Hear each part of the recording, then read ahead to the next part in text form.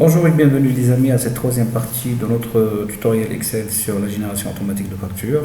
On en était resté là pour la deuxième partie, c'est-à-dire on a généré le tableau des items, le numéro de la facture, la date d'émission et l'identification de l'entreprise émettrice. Bon, on aurait pu aussi mettre un petit logo, etc. Mais bon, c'est pas très important. L'essentiel, c'est pas un cours de design, c'est plus une vidéo sur la fonctionnalité macro. Alors, la facture doit aussi comporter les références du client pour lequel on établit la facture. Donc, on va venir ici, on va mettre un petit background gris léger. Et ici également, comme ce qu'on a fait pour les articles, on va mettre une liste portant sur les clients de cette entreprise. Donc, on va prendre le travail comme on l'a fait. Donc, données, validation des données, on va faire une liste, on récupère le contenu de la base de données client, on sélectionne la première cellule, CTRL SHIFT, flèche vers le bas, et entrée. On clique deux fois sur entrée, d'accord? Et donc ça nous permet de récupérer la liste des clients de cette entreprise. Dans le champ, la cellule juste en bas, on va mettre peut-être l'adresse. Donc pour cela, on va faire de la recherche V. Référence client, dans le tableau client. Donc je rappelle l'intérêt d'utiliser des noms pour désigner le tableau, c'est pour pouvoir les utiliser, ces noms-là, dans les recherches ou dans les formules Excel. Qu'est-ce qu'on va récupérer? La deuxième colonne qui contient l'adresse et on veut une correspondance exacte. Donc comme pour les articles, on a eu un message d'erreur, parce qu'on n'a pas encore sélectionné le nom du client.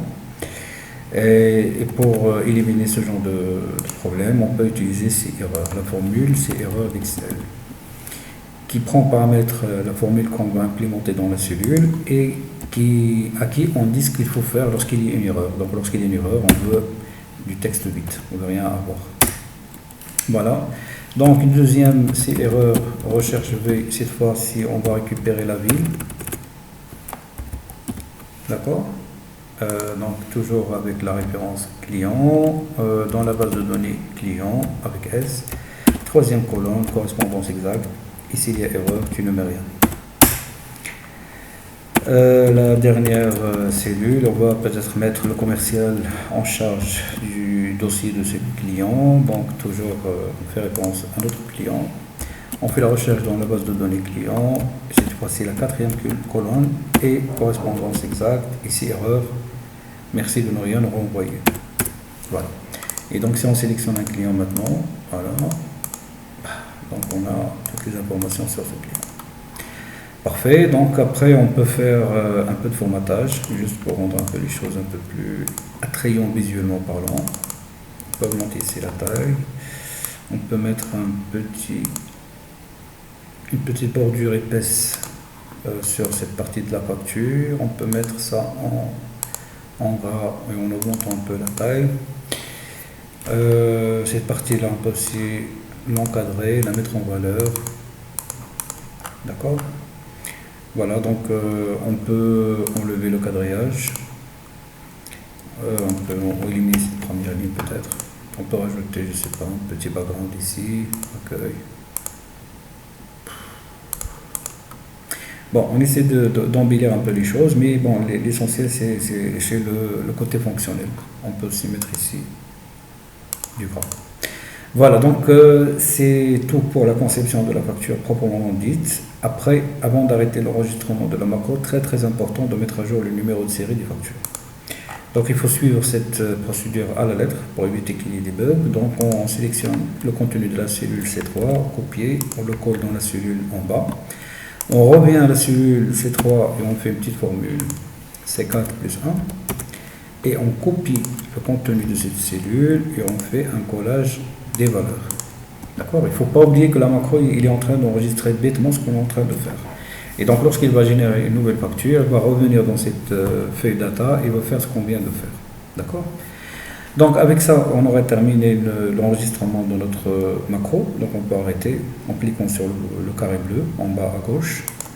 Et il faut la tester maintenant. Donc la dernière facture que nous avons, c'est la facture 101. D'accord? Donc pour lancer l'exécution de la macro, on va aller dans développeur, macro, et on clique sur facture. Voilà, donc ça va être la dernière feuille. Et voilà, donc nous avons la facture numéro 102. Et là, on peut sélectionner les clients On peut entrer des articles. On suppose par exemple qu'il a commandé cette unité de l'article 4 et je sais pas, l'article 3, il en a commandé 2 par exemple. Donc tout s'adapte automatiquement. On peut à la limite même enlever cette partie, c'est-à-dire pendant la saisie, pour retrouver quelque chose que c'est normal en fait. On peut voir à quoi ça ressemble pour l'impression, donc on peut sélectionner cette partie de la facture, on peut CTRL P. Voilà, donc on peut demander à Excel de tout centraliser, horizontalement et verticalement. Voilà, donc ça a l'air pas mal, ça ressemble à une facture en tous les cas. Voilà les amis, donc on arrive à la fin de ce tutoriel, j'espère qu'il vous a apporté quelque chose. N'hésitez pas à réagir dans la partie commentaire pour vous remarquer observation, je me ferai un plaisir de les lire. Et n'oubliez pas aussi de vous abonner à la chaîne, ça me ferait plaisir. Et donc d'ici la prochaine vidéo, comme toujours, excellez-vous bien. Ciao.